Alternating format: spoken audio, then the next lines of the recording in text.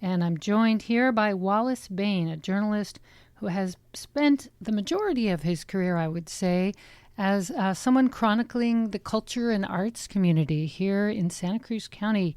Earlier for the Sentinel, the main paper, and then later for Lookout, which won a Pulitzer Prize. Welcome, Wallace. Thanks for being on Talk of the Bay. Tell me about this moment in your life. You are retiring, much deservedly, I would say, after how many decades was it that you were a writer for our community? I think I lost track. I began at the Sentinel in 1991. So that's 35 plus years. So it's almost 36 years. Yeah. So can you remember back when you first started, what you were covering and what you were thinking about when you took on this position at the Sentinel? I understand was your first role. What kind of thoughts had you had then about what it meant to be covering this community at that time? Well, I was working at the time at the Gilroy Dispatch, and Gilroy in those days, boy, I really sound like an old codger talking about. In those days, it was sort of seen as a boot camp for young journalists, and the Sentinel had hired a few people away from Gilroy, and so I wanted to get on that path, and the editor at the time of the Sentinel, Tom Honig, and I started to communicate, and he brought me over because he liked my feature writing that I was doing over in Gilroy, and I immediately was dropped into the features department to work on the arts and entertainment tab, which was called Spotlight at that time, and I didn't quite realize it, but I was going to be handed, doing advances on arts events, and also movie reviews and concert reviews, and it's just almost like, I'm in my 20s at this point, and it's like this is a dream job for someone like me, and so it really kind of started there at the beginning. And what was the culture, what was your beat supposed to be back then, and how different was that from how you ended up covering cultural stories? Well, the beat was essentially the fine and performing arts around town. Shakespeare Santa Cruz, as it was called back in those days, was a big one. The Cabrillo Music Festival, as it was called in those days, that was a big one. And just all the various artists and performers that were living in town and doing things. Also, when big name acts came through, I would throw a line out and hope to get an interview. And, at that point, that was a common thing for even a sort of small town newspaper plebe like myself to get interviews with substantially named people who are coming through. I don't think that's so much the case now anymore. But so I was doing all that too. So, and I have to ask, of course, what your favorite big name interview was. Like, if you can think back to the feeling of scoring that interview and then preparing and then actually doing it. What was one of those that sticks out in your mind that you'll always remember, that you'll save as one of your favorites? There were so many, there were really so many. There were some that I were very scared and intimidated by. One of them was Randy Newman, because Randy Newman's songs are, acerbic and smart, and I thought, I got to be at the top of my game or this guy's going to just blow me off. He was one of the sweetest men I've ever interviewed in my life. He was so cool. He didn't tease you about your height or anything. Do you remember short people right. have no reason to live? Yeah. Yeah. Yes, and you know, Carol Burnett was another one who was just an absolute dream. She was so kind. She wrote me a letter afterwards. That was amazing. I interviewed Ralph Nader once, and it was a tight, tough interview. And at the end, he said, "Are we done?" And I go, "Yes, sir, we're done." And he goes, "Okay, now I want to hear about you." And he ended up interviewing me. And I mentioned that, you know, I liked a certain author, and I got a book in the mail a few weeks later with Ralph Nader saying, "Here, I thought you might like this." You know, it's like, wow. Oh. It was a really eye-opening example of a public persona where we were kind of combative and kind of, you know, going at it, and then a private persona where he was, you know, he respected my role and he came right back at me. That was a really eye-opening event there. Was Carol Burnett funny just as an interviewee, or did she only like save her comic bits for her shows and television? Yeah, I don't remember if she was funny per se. She was just so sweet and open and reflective, and was not coming off like, "Oh, here's my 9th interview today, the 500th, you know, that I've had in the last, you know, year." She was just really available, and it felt like a conversation between two people. And that's the great part, because a lot of times these huge name people don't do that. They will make you work and sweat and well, you know, I mean, they'll run you through the paces, but yeah. Yeah. Well, and you bring up an interesting point, is like, you're doing this for print. We can't hear the inflection of their voice. So when you write up your story, you end up having to bring whatever tenor in their voice or emotion was there. You have to bring it through your writing, which I would, as a radio person, I would find that more difficult than you found it. Obviously, you did a beautiful job. Yes. Yeah. That is a key thing to do right there. You have to either say outright to the reader about, you know, the interviewee's kind of mood or spirit, or have it reflected in either your text or the quote itself. And yeah, there's an art to that, yeah. And not everyone who's a great artist actually has that much to say to an interviewer. I have found, like, they might be a beautiful lead guitarist, but talk in monosyllables. So have you found on the flip side, are there people you thought, "Oh my gosh, this person is so famous," and then they just had very little to say? Yeah, a lot of times. Jazz artists will do this a lot, because jazz artists don't really deal in the verbal world too much, you know. And on the other extreme, poets who often did deal in the verbal world are like, "I articulated myself as best I could in my poem.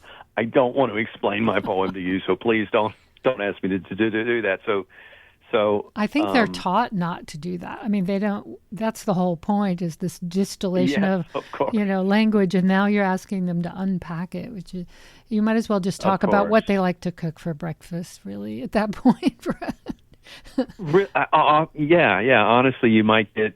I mean, the key is to try to get something that they're not familiar with, or that they're comfortable with, or now I never interviewed George Harrison, but I heard of somebody who did interview George Harrison, and they decided not to ask him about the Beatles at all, and instead of asked him about God and religion and what happens when we die, and he said it was the finest interview he's ever had. So, you know, that's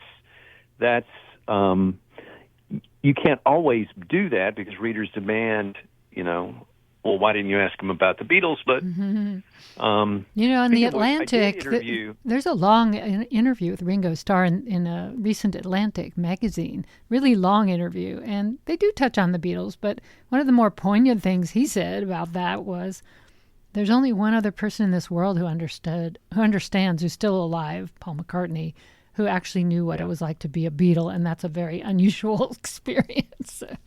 It's a great article if you have time now that you're retired to read it. One of my favorite interviews was the Beatle who got kicked out, and that was Pete Best. I did interview him once, and he's the guy that Ringo replaced, and he actually came to Santa Cruz. I don't know. This was probably in the late '90s or something, and I don't know, performed with the band or something. And I got to talk to him, and it was amazing. He was very revealing, and he just at the end he just kind of said, "I just wish they'd send me a Christmas card every now and again." They just totally cut me off. I don't understand why. It was pretty funny. That is great. What a wonderful interview. Now, are a lot of your interviews things that you recorded in a way that might actually be air possible, or is that something you signed, like never give these to anyone else? Because a radio station might be curious to hear some of them.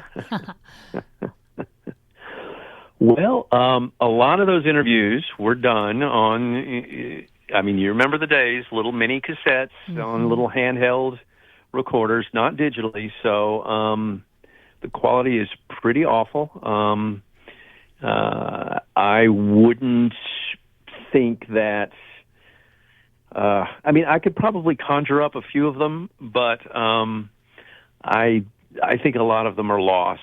Well, keep that in the back of your mind. Of course, I'm going to ask you, now that you have more spare time, are you coming back to K-Squid? Because we loved having you. I won't put you on the spot and ask that. As an interviewer, that's not fair. But do keep it in the back of your mind, and that would be a fun thing to have the vaults of Wallace Baine opened up a little bit to hear some of those voices that are probably no longer with us, right? Well, I will be busy feeding pigeons in the park and, playing chess with the old guys down at the VA hall. Yes, right. And, complaining about stuff to strangers. So, yes, of course. Honestly, I'm at the moment of this new chapter in my life, and I haven't really made any commitments to anything, so it's really kind of like skiing down a mountain no one has skied on yet. There's nothing. You just can go wherever you want to go. So, yeah. I mean, as a matter of fact, I'm going to be on Eric Nelson this weekend. So there you go. There you go. I think you might have bumped my slot, but I'm going to be on the 10th, so I'm okay. But I'm so glad. That's great. I will listen. I hope our listeners will listen to Wallace Baine 2.0, his reinvention again of himself. Now, you did make a big leap career-wise, but not out of the community. You left the Sentinel. You went to this new outlet called Lookout. That was like, supposedly your last chapter in journalism, at least officially. And you came out of it with a Pulitzer Prize. I mean, talk about that experience. Yeah. Well, the Sentinel experience, I mean, it was a situation where I just, it's hard for me to kind of talk about it because I'm not sure exactly what happened, but I was kind of moved to move on, essentially. And between that and Lookout was a stint at Good Times. Dan Polcrano at Good Times called me immediately and offered me a staff job there, and I'm totally grateful for him offering me a lifeline at that moment. And then in 2020, Ken Doctor from Lookout called me and pitched this idea. And I was just so captivated by the idea of a startup, right? Something that had never existed before, and you would be like one of the first people on it. B, a kind of new and sort of risky way to do news, because his ambitions from the beginning was to be the main news source in Santa Cruz County. And I was kind of really impressed with those ambitions, and it was a very heady time. I mean, we were all in the middle of the pandemic, for one thing. Not to mention the fires, not to mention all the George Floyd things going on. All of that was going down at that moment, and it just seemed like a great moment to sort of take a leap of faith and try something new. And he told me early on, we've got 3 years runway. Well, that's we've now been at it 5 years, and we're doing great. So it really turned out well. And, as you're reciting these various things that happened, I'm reflecting that K-Squid had come along like 2 years prior in 2019. Yeah. So it must have been just a year prior. And, we're getting ready to celebrate our 7th anniversary in a couple of months. Wow. Yeah. And you were there at the very beginning. I have a picture of you, That's right. in the lobby That's as we had right, just yeah. opened up. And all those challenges and also opportunities were there for these new media outlets to help spread the word about. And I'm so grateful for the role that you've played, not only in these various outlets, but just, for the music and arts community to have someone of your caliber writing about them, taking them seriously. It brings out their visibility. I know that, if someone gets a write-up by you, it's meant a lot, not just because people will come to that one gig. It means that somehow that they've arrived, right, as something worth writing about. And there's so many artists and musicians in this town. So that's been a huge thing for the arts community as it's gone through its own troubles, with the defunding back of the Packard Foundation, throwing huge money into our Arts in the Schools program, and then it went away. So all of that happened over the course of your being here in this community. And it's so important to have an outlet that cares enough about the arts and culture world to give it space on its publication. Well, I appreciate you saying that. One of the great privileges of my life as an arts journalist is to sit down in somebody's studio and say, okay, tell me what you're passionate about. Because, a lot of times the family's heard it all before. They don't want to hear it anymore. The friends, they get it. But here I am, a new person, curious, ears open. Tell me what you're passionate about. And as you know, I'm sure you've had this experience yourself. These artists will come alive. They will just light up, kind of explaining their passion, whatever it is, and how they got into it, and how it kind of, gets them out of bed in the morning and all of that kind of thing. And it's just a real magic moment. And it's always been something I've been aware of, is that at least there used to be a very strong middle class of artists and performers who weren't superstars, who weren't getting Beyonce money, who weren't doing huge things, but they were figuring it out. They were making, that they were getting on stage, they were getting their art up, they were doing something, they were making themselves seen and contributing to the community. And I really wanted to encourage that kind of thing. And there were so many of those kinds of people all over Santa Cruz County. And you highlighted a lot of them through the Gail Rich Awards, which I want to give a shout out to, because the beautiful photography by Shmuel Thaler and you really shine a light on so many important artists that have made their home here. And, in just the next couple of minutes we have left, I wanted to ask you, Wallace Baine, what you feel like the change has been over those 30 years you covered the arts, if there's anything that sort of characterize it besides the awful housing situation, but, just you've seen it shift. Has there been some trend that you could identify maybe that became obvious because you've had a little time to look back, perhaps?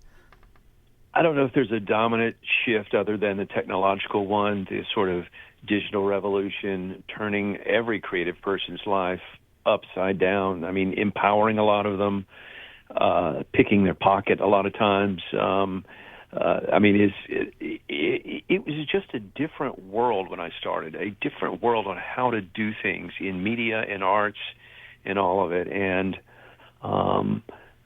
artists have had to adapt to a new world. I've seen a lot of wonderful people kind of be, sucked out of this community by the housing situation, by not being able to make a living like they used to.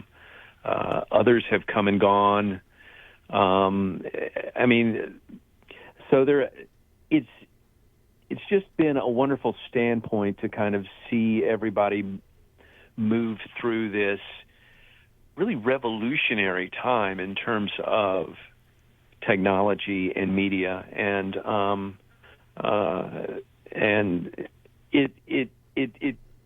it can't really be overstated how different the world was when I first started.